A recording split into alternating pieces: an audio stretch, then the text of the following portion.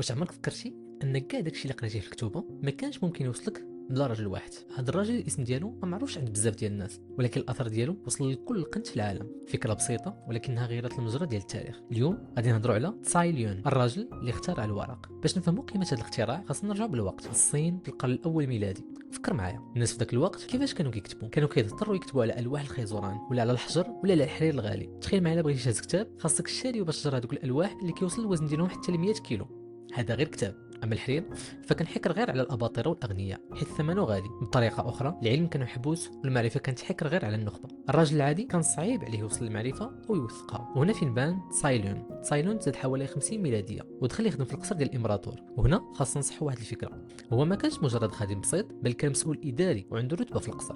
ولكن اللي كان كيميزو هو الابتكار. كان كيشوف المعاناه ديال الاداره مع دوك الالواح الثقيله اللي كانت كتاخذ مجهود كبير ووقت طويل باش يتم النقل ديالها من بلاصه لبلاصه. وقرا يلقى حل، بدا كيلاحظ الطبيعه وكيلتقط اشارات، كيشوف الاعشاش ديال الطيور، كيشوف كيفاش الالياف كتجمع. وسول راسو سؤال بسيط، واش نقدر نصنع سطح خفيف رخيص وصحيح اللي غادي يخلينا نكتبوا عليه؟ سنة 105 ميلادية ومن بعد تجارب كثيرة وفشل متكرر، تساي قدم للإمبراطور أول نموذج حقيقي للورق. العملية كانت عبقرية في بساطتها. شد القشره ديال الشجر، البقايا ديال الثوب وشباك ديال الصيد قديمه، طحن كل شيء وخلطوا بالماء حتى تعجن، ومن بعد سرحوا في اطارات رقيقه وخلاه ينشف تحت الشمس. والنتيجه ورقه خفيفه كتشرب المداد، كتطوى، والوزن ديالها قريب يكون منعدم. الامبراطور تبهر وعطى اوامر باش هذا الابتكار ينتشر في الصين كامله. تساي وفي ديك اللحظه تحول من مسؤول اداري لواحد من اهم الشخصيات في تاريخ البشريه. دابا تخيل معايا التاثير. الورق ما بقاش غير وسيله للكتابه، ولا تكنولوجيا نقلت العلم من بلاصه لبلاصه. بسببه الحضاره الاسلاميه في العصر الذهبي قدرت تزدهر. العلماء بحال ابن سينا، الخوارزمي وابن رشد، لولا الورق